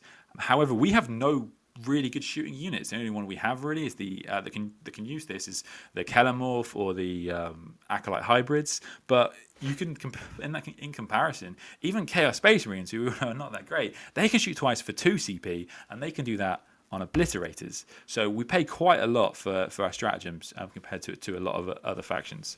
Like Josh says, there's huge scope for stratagems in the Genestealer cult army, as there is for secondaries. You kind of want really unique things, complicated tricks that you can pull off as Genestealer cult. Why do you think that it's so expensive CP wise? Is there like a reason they've been priced up for meta creep, or? So I have a theory about this. So they were the last they were the last codex in 8th edition. Well, outside of Sisters, because Sisters were a special case. And what happened was they got a load of new rules added to them, and they were very apprehensive about the Genestealer cult rules. I think, and the reason I think this is because this actually continued after they came out. Because what happened is as soon as Genestealer cult came out, they did quite well, and the reason I think they did quite well is because people weren't familiar with them. So the top players would take them and do really well because people are like, what the hell is this new army? It's completely random. And then they got hit massively with the nerf hammer, and they were bad ever since. And so, yeah, I think they were just really apprehensive with the rules. They knew they would be quite powerful. There's a lot of things about Genestealer cults that are incredibly good, especially in 9th edition. So, as I say, the main things are Genestealer cults have a lot of cheap obsec bodies, and they own the deployment phase. These things alone are incredibly powerful in 9th edition, especially for playing the primary and playing the secondary. They'll get deployed scramblers like absolutely nothing. They're going to get occasional fronts really easily. So they're going to do really well on points. In theory, the problem is this is all undone by you having no units that can hold objectives. So, like, it's meaningfully. Awesome, thank you for that. So I guess my next question would be, if with your codex, what was the one thing you'd want to see them to add when it comes out in 2025? Yeah, that is the shame of Genestealer cults. Because we are, hopefully, the orders might change and we might be earlier on, but because we are one of the newest army, we are the last codex to come out in the last couple of editions. So that means that we get our codex for like half an edition. That's the way that works out. In 7th edition, I think it was actually around for like a month. It's like it's a tough army to collect in that respect. I think things are there's a lot of things I would change. So aberrants need to change. So I don't, like I say, because Genestealer cults are so good at a couple of some things that are really important to the game, you don't want to give them Bullgrin or Terminators or something that's going to allow them to sit on objectives additionally, because that's going to allow them to dominate the game. The problem is that they need something. They do need something in their arsenal to allow them to hold objectives a bit, and I think aberrants obviously fit the bill. Aberrants were kind of spammed a bit in 8th edition, so they got massive points increases. They're now like more expensive than Terminators, and they don't hit as hard. They die like soft fruit. That was the best analogy I could think of. They're not very good, but they definitely need a buff.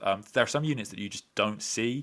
A lot of the guard units are absolutely just terrible. So like guard are not in a particularly great spot themselves. So there's kind of an additional thing there where Genestealer cults can kind of choose from 2 books, but both of them are not great. So that's a problem. So I won't touch on the guard stuff because I'm sure we'll do that at a separate point.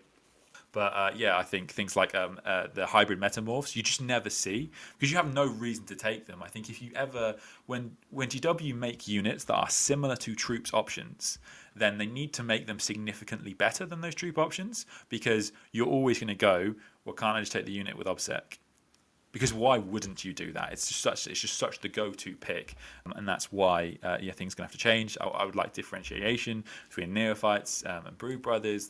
That would be amazing. Like even like our vehicles, vehicles are a great example of things where we just can't hold objectives, because that they are often a really good tactic for people that for armies that struggle. But even our vehicles are toughness 5, 6, and 7, and they have a 4-up save, and so they die. Like the Achilles Ridge Runners die to lasguns.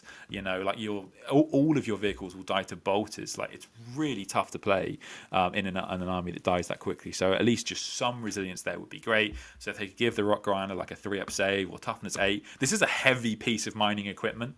So like it should be really, really tough. Josh mentioned the Horde. I actually don't have huge Horde amounts of acolytes at the moment. I have about 40, which in the grand scheme of things is not that much.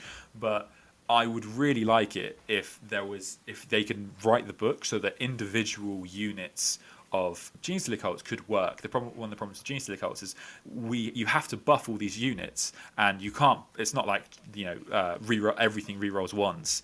It's like you pick a unit and it gets a buff, very, very much like you see in like 9th edition. To be fair, even then you're powering up units that are just not going to do that much. I would like it if it played like you spring the trap and all the acolytes across the field were threatening.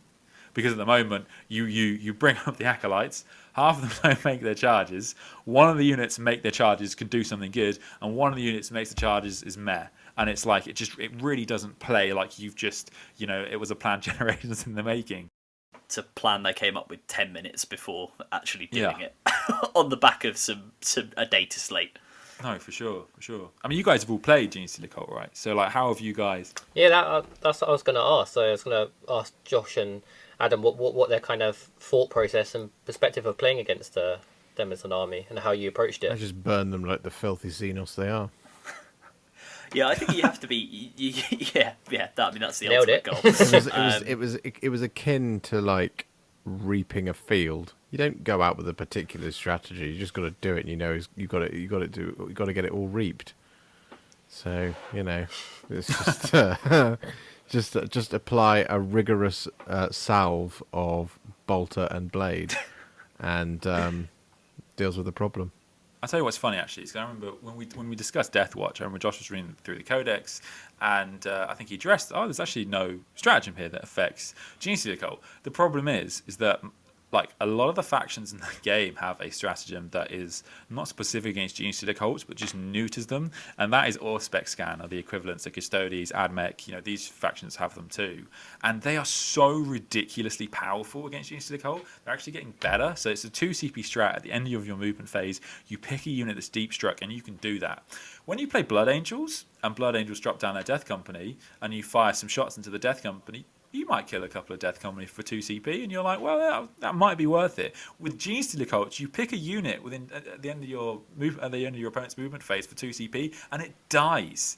It's so incredibly hard to play against. The Genestealer cults need a stratagem that stops them getting shot, I think, outside of the movement phase. Yeah. Because it's just too hard to play against. It's just, and it's not like you can play around that. You're a combat army primarily that is built around deep striking. It's like you can't just be, I'll just go 13 inches away. It's like saying you just can't shoot. Therefore, it's so hard to play against that. I would really like that to be a strat, because that will end games.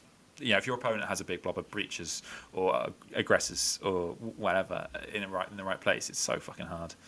One of the times I played Genestealer cults was a case of 2 big, large 40-man blobs of acolyte hybrids came down, and one of them they used the perfect ambush to be 3 inches away. The problem is that I still had a psyker standing there that then denied. Is it the horror? No, what would you call it? The mass hypnosis denied that going off. So then that second unit that was originally so basically the Broodlord had tried to cast mass hypnosis on the unit of 6 aggressors with Flamestorm gauntlets. And when it got denied, the Overwatch just dealt with it. That was the thing. Overwatch, obviously. I've played them twice in tournaments, and that's how I beat them. Whereas Ultramarines, I have the Overwatch stratagem, which allowed 3 other units to Overwatch. I mean, I just obliterated everything, and then you just outshot them. Yeah.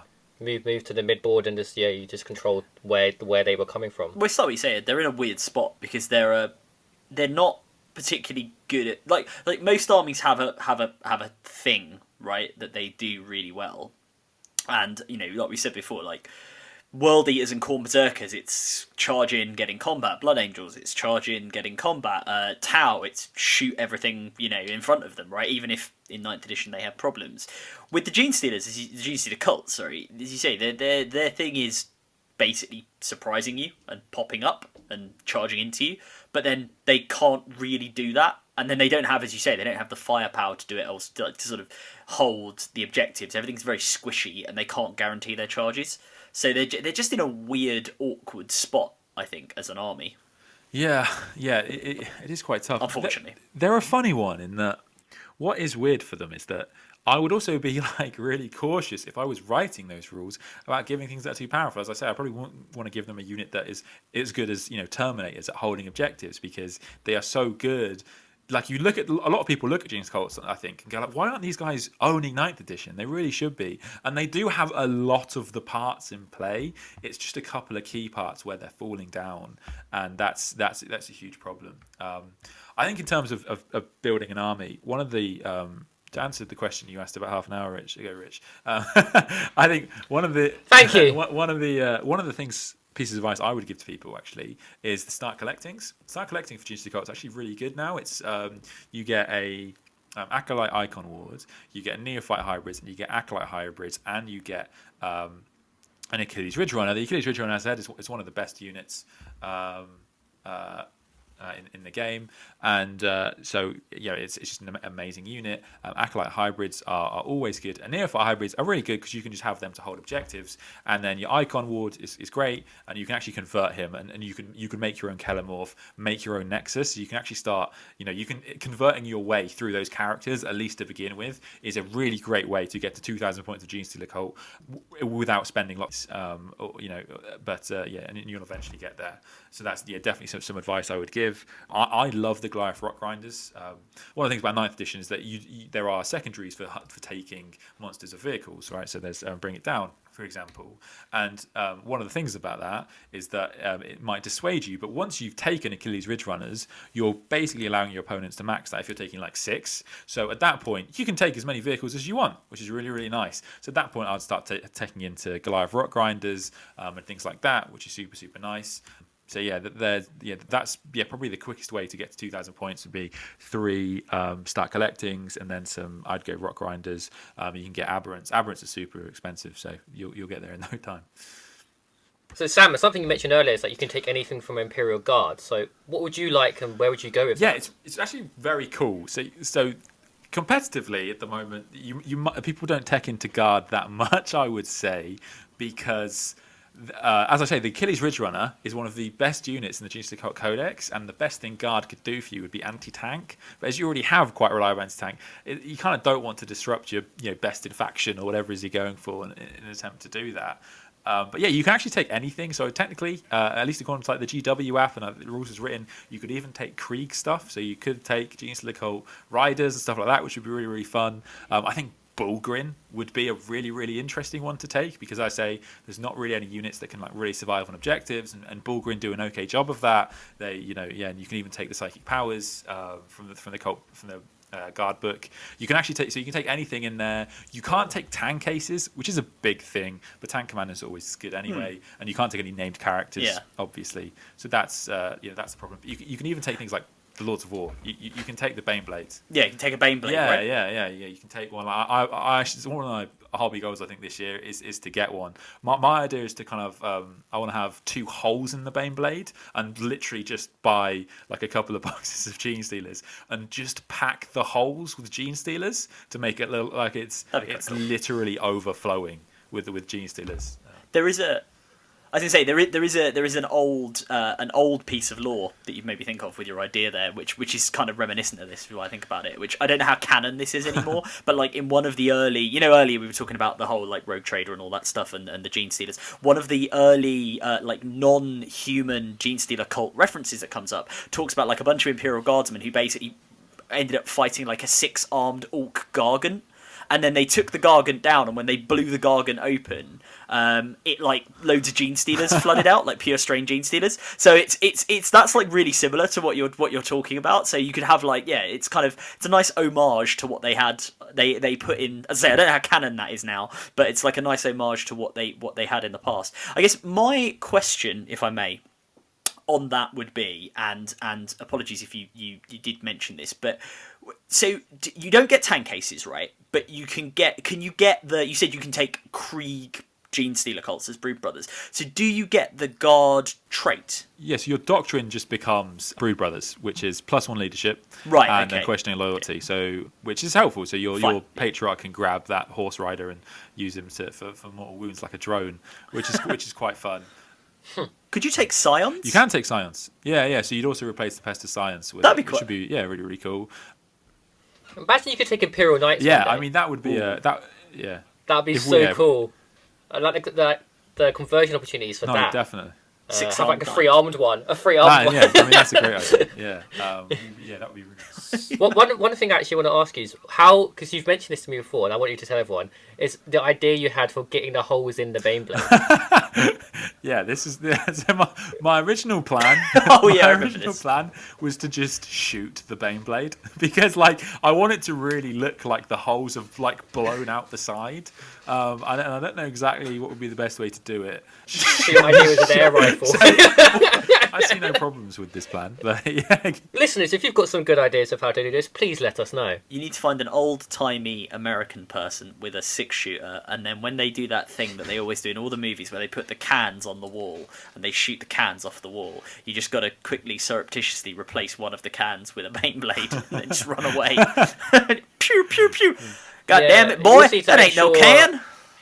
But you're gonna have to kind of shoot it from the inside out, so the explosion, that like the it looks like it's coming out the right way. Because if you did it the classic, like, oh, the glass is on the inside, it wouldn't look right. So what we're saying is that this is going to come down to Ed stuffing a Baneblade model full of firecrackers and hoping for the best. I'm just letting it go.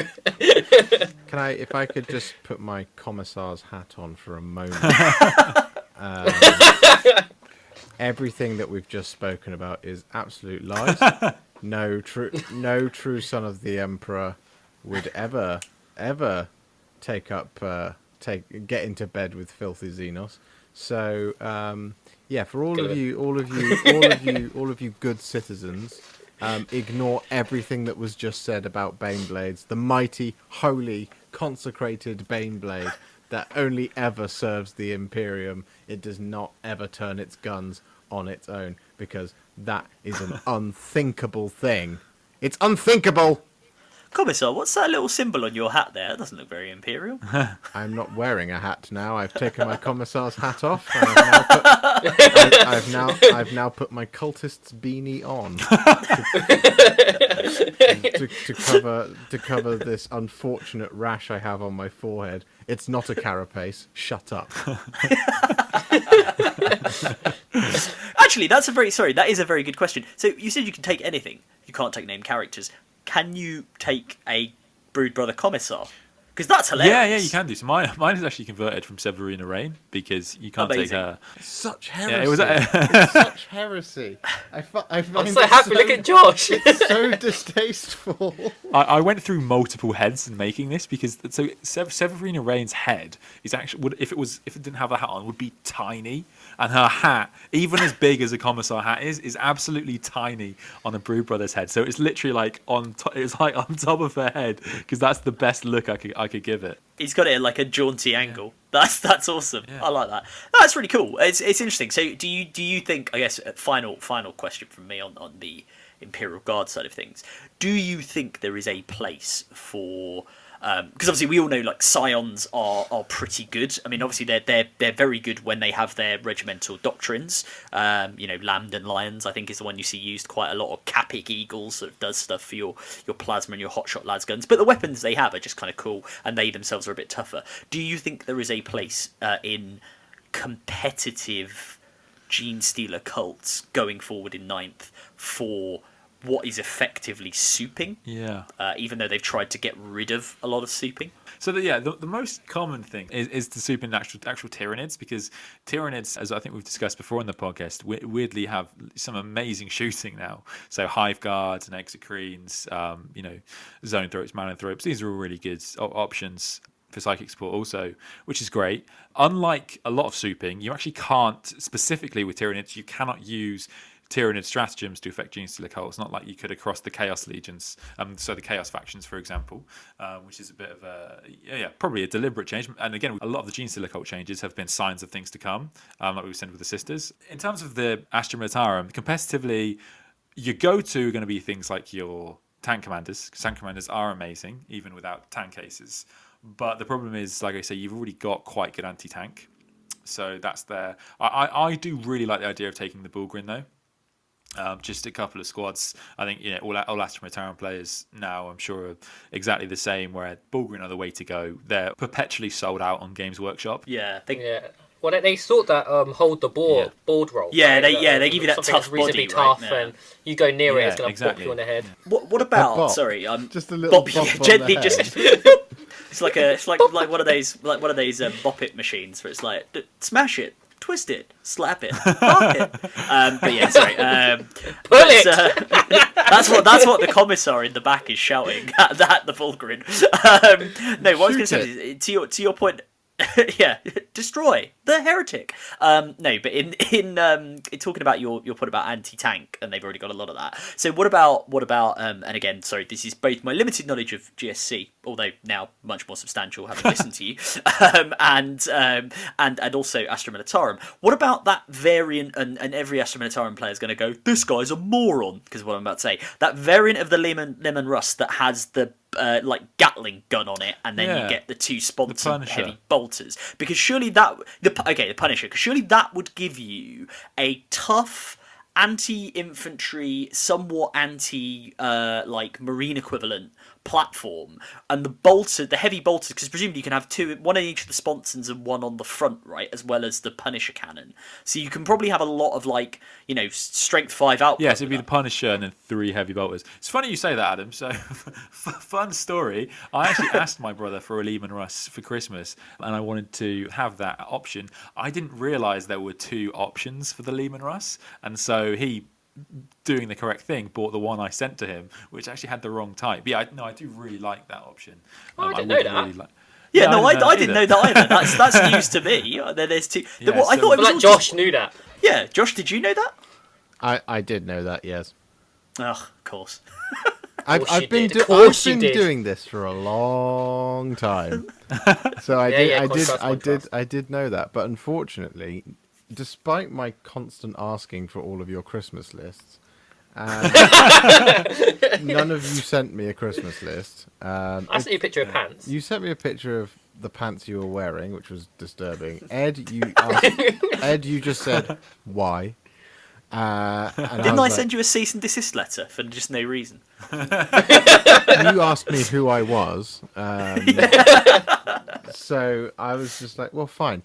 Fuck the lot of you. None of you are getting Christmas presents from me. And I secretly thought to myself, Ed's going to get the wrong Lehman Russ. Ha, fuck him. Can I say, that was very well played, sir. That was very like Bane, Dark Knight. Like, I was born in the hobby store. I knew of the Lemon Russ before I was even a man. Yes, I was. You sounded like Bane on helium. Yeah, sorry, yeah, that was Bane after being kicked in the groin by Batman. I mean, it's fair enough that you don't ask me, Ed, because every time you ask me about building a list, I pretty much always try and convince you to do something much bigger. So if you'd said I'm thinking of adding a Lehman Russ Punisher, I'd have said, why add a Lehman Russ Punisher when you could have a Stormlord instead? That is cooler. And again on the theme of this is going to be me just going, can I have this? And you going, yes, Adam, because it's in the Imperial Guard Codex. But Valkyries as well, presumably you can have as a flying option. Because Genestealer cots have no flyers, right? So you could... Oh my god, imagine a Valkyrie with, like, thingy wings. Or was that just completely wrong? I mean, that would be mental, but that would be very chaotic. Hive Tyrant wings. Yeah, I mean, you could do something like that. Yeah. So, yeah, you can do them. You can't... For transport options, you couldn't put the Brood Brothers... you couldn't put anything that isn't a Brood Brother inside those transports, though. It's the only thing, which is... Which is a big miss, I think. Because I agree. The Stormlord would be awesome if you could put Pure Strain Genestealers in there, but they take up 2 slots rather than 1. The Pure Strain Genestealers I actually don't want Genestealers as the unit to be a central part of the army, because they are for Tyranids, so I don't want that to be exactly the same. However, I would like it if taking 1 unit was better, because they are very bad as Genestealer cults. They are more expensive. Obviously, you don't get your Kraken, and you don't get your Swarmlord, and you don't get the things that are going to be the reliable delivery system. You just get a 9-inch charge. That's a bit weird. You kind of feel like, considering that's like the name of the army, you'd think they'd just be outrageous. Yeah, there is a stratagem to buff them ever so slightly, which is nice. Like I say, I wouldn't want it to be that you take like 60 Genestealers, but I would like it if a blob of 20 or something. Yeah, like or you know what I might do? I might just make them smaller unit sizes. Make it a difference in that and Tyranids, and make it so that because there wouldn't be huge quantities of pure strains, I think, in most cults, because they'd be sent off to go start other cults or whatever it's going to be. I mean, it only takes 1. It only takes 1. Yeah, that's true. Sounds like the start of an 80s song. I was just going to say, just on Josh's point, today's episode of the Conclave is sponsored by Stormlord. Stormlord, because what else are you going to spend 85 quid on? Do they have a transport capacity? Yeah, of 40 guardsmen. I didn't know that. I think Is it's that all 14. Baneblades? No, like, no. variants, So or the just that one? Stormlord's the troop carrier one. There's another one that I think has a slightly you're testing my Astra Militarum knowledge now. There's one that has a slightly less transport capacity, but the Stormlord does have. It is. I'm pretty certain it is 40 guardsmen you can put in it, which is why it's really cool. That'd be so cool to put 20 G. That'd be so cool. I think you can also put like tanks in there also that have transport capacities and put units in those transport capacities. No, that's in And I the think- not in the Stormlord. Stormlord's just Wait, a troop what? character. I know which one you're talking about. Is it the minor? No. Well, yeah, there's something like that, and then it's like you can actually like someone made a list with like a one drop list. Yeah. Wait, so Something you like put that. a vehicle inside another vehicle with people Yeah. in the vehicle. Yeah. It's like It's a like it's like one of those- it's like a like those matryoshka. dolls. Yeah, like a matryoshka doll. You just Yeah, kill one, the other thing drives out. You kill that, they all jump out of that. It's like this is not going well for me. So, to be fair, it'd be really cool. I know you said about having a Baneblade and playing about with firecrackers and kids. Please don't do that if you are listening. But a Stormlord, I think, would be really cool for your army, Ed, because it's also, I mean, leaving aside the fact you're going to convert it anyway, and it will have the farm look about it. Although I'll be interested to see what law justification you come up with for the the massive agri-world farm, just being like, well, yeah, I've got me vehicles over there, but that thing in the barn, oh yeah, no, that's Steve's. He lent that to me. Yeah, it's a tank of some sort. We mainly use it for ploughing. But yeah, I would love to see you turn up with a Stormlord, because it's a model that you don't see that often, right? Even people who take Baneblades. You don't see people take the Stormlord or the Hellhammer or something like that. I actually got an idea from you the other day, Adam, because I do have a small collection of Brood Brothers, and I think I mentioned in last podcast, the main thing I want to do this year is build that up. And the things about my Brood Brothers is they're called the FDF, the Farm Defence Force, and all the individual squads are all from different regiments. Can you please paint a banner? And you know how they have like the regimental, the slogan on the banner, Yeah. and it's normally something sort of Latin, I don't know, the RAF is what, per ardua ad astra, right, is the RAF one. But your one could just be quotation mark, "Get off my land!" quotation mark. I love it. But yeah, so I've got them, and they're all like dressed as they've seen in Imperial propaganda. Like, they're just like, oh, those guys look cool.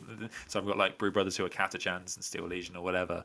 Because I remember the other day, Adam, you showed me you got this like thing, like a random base you got, and it had like fruit in it and stuff. And I was like, I want to try and find something like that, where I'm just going to cover my vehicles in like baskets of oranges and tomatoes. You have Yeah. been very committed to it. We spent many an evening looking for a hat for some of your guys. Yeah, we did. haven't We did do a lot of Oh, work mate. looking for hats. I spent so hard looking for that hat, man. Yeah, what I'm looking for, if anybody knows anybody, please reach out. What I would want is, because my neophytes all have the farmer caps, they're all Winter's SEO, as I say, but like the acolytes don't have anything specifically that makes them more farmy outside of the bases, so I was looking for like some sort of farmer's hat, but like it turns out asking somebody to spend the time designing and making 60 miniature straw hats is quite expensive, so if anybody's got any good solutions to that problem, I would be really game. Could you give them it's like a rolled up rag? Do you know what I'm talking about? Like you see that, like it's like a square rag that people put on their head and they tie up the corners to like keep the sun off Oh, their I head. think I know what you're talking about. Do you know what I mean? Or am I just? It's being almost a like they've fool? got like a tea towel on their head, and it's Yeah, like that kind of little bits. thing. Do you mean the kind of like Mad Dogs and the Englishmen go out in the midday sun, like the handkerchief with the four Yes, corners? that's exactly sort of done? that's exactly what I'm talking about. Yeah. Like Gumby from like Monty Python and stuff like that. Is it Monty Yes. Python? Gumby, I think. I don't know. Exactly that. Yeah, there you go. Okay. Alternative headwear. So this is the thing at the Conclave. We specialise in. We've done painting advice. We've done army building advice, and now we're on to headwear. Stylish headwear. Right now, Do I've I got have like to give them the Hitler moustaches there? Yeah. Did you Google Gumby and then that's what you got? Because he has the little toothbrush moustache, doesn't he? Yes, Yeah. he was a parody of a certain type of person in the 1970s, shall we say? But yes, yeah. No, I think it would look really cool like that. Speaking of fetching headwear, if you do a Nexus, can you give him a gambler's visor?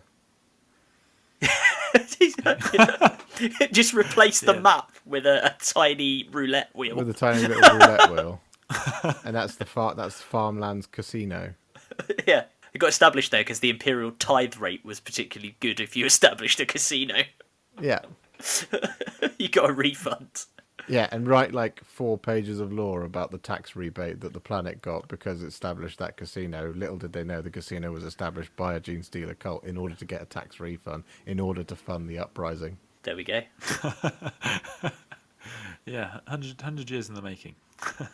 Awesome. Thank you. Is there anything else anybody wants to cover? No? Good. So I think I was just going to say, I think Ed's given us like a really good overview of the Genestealers and what they do, and or the Genestealer cults. I keep saying Genestealers, but the Genestealer cults and what they do. And they are really, as I say, like they have their problems, and hopefully they'll be fixed by a new codex. But they are fundamentally just quite a cool army, both in lore and how they, in theory, work. Perhaps if not in execution. So I think anybody listening to this that sort of goes, oh, I really like Genestealer cults, but oh god, they sound a bit difficult to play with. I don't think they should be put off by that, right? I think it's still, if you like the lore, you like the army, then they're a good one to get into. And as Ed says, like the conversion opportunities from the models are awesome as well, just for the hobby side of it. I think as well that's actually a huge incentive to collect them. So that's one of the reasons I said in the last podcast I want to take them as my competitive army. And the reason for that is because there's actually a real incentive to take an army people aren't familiar with.